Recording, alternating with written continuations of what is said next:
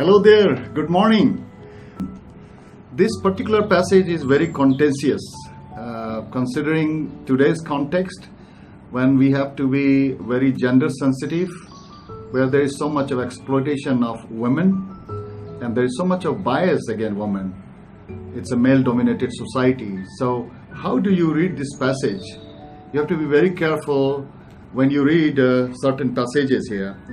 Like when Paul writes in chapter 11, 1 Corinthians chapter 11, verse 4, every man who prays or prophesies with his head covered dishonors his head, and every woman who prays or prophesies with her head uncovered dishonors her head. It is just as though her head were shaved. If a woman does not cover her head, she should have her hair cut off. And if it is a disgrace for a woman who have to her hair cut or shaved off, she should cover her head. Then again, you read in verse 8, for man did not come from woman, but woman from man. Neither was man created for a woman, but woman for man. I want you to draw your attention again, a few more verses, beginning at verse 12. For as woman came from man, so also man is born of woman. But everything comes from God. Judge for yourself. Is it proper for a woman to pray to God with her head uncovered? Does not the very nature of things teach you that if a man has long hair, it is a disgrace to him? But that if a woman has long hair, it is her glory. It's a very difficult passage, especially you are preaching in this modern context in our churches. What is the situation? What is the context? If you take the text out of context, it will not make sense. Imagine a church in the first century where believers have gone a little bit chaotic, and some of the worshippers is almost like practicing like pagan worshippers. In pagan worships, the woman will be possessed by the spirit, and she will be dancing with her hair open, and she will be behaving chaotic in the worship. That's how the cult worship and the pagan worship used to be in the first century. Another scenario, imagine a woman who is keeping her hair long, decorated with flowers. And in that first century, when a woman who is in public showing her hair with flowers and decorations, often perceived as someone who is a prostitute. Those are the two case scenarios. And Paul is concerned about the order of worship, how the worship should be more dignified. And this instruction is particularly given to men and women who are married. Woman who is married to a man who is married. How should be their relationship? How there should be an orderliness in worship. It's not about hierarchy, who is head and who should subordinate whom and who should lead others. It's not about the hierarchy. It's not about the dominion.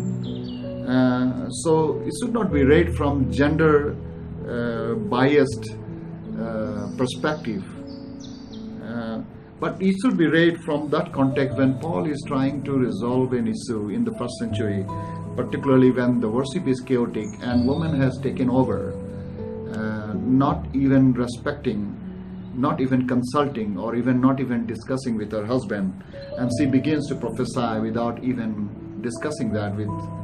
So there can be a relational problem. And that is why Paul is trying to bring orderliness.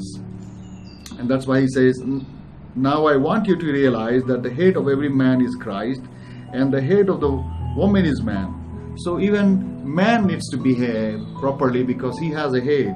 And so also woman should behave because she is connected. She has a headship of a man to whom she is married. Every man who prays for or prophesies with his head covered dishonors his head, and every woman who prays or prophesies with her head uncovered dishonors her head. Remember, Paul is speaking in a context, in the Jewish context, where man is to always cover their heads. But he says, no, man doesn't have to cover his head. but woman has to cover his head, because that's what was cultural also for women, to not display the beauty of her hair publicly, but her beauty is not used in any way to distract man, but beauty is covered for man because he belongs to her husband, and that's the practice. And so in that cultural practice, Paul is using the culture and the norms of the society, and then he says this is what will be perceived by the non-Christians, non-Jewish Gentiles, how you will worship, how you will cover your head.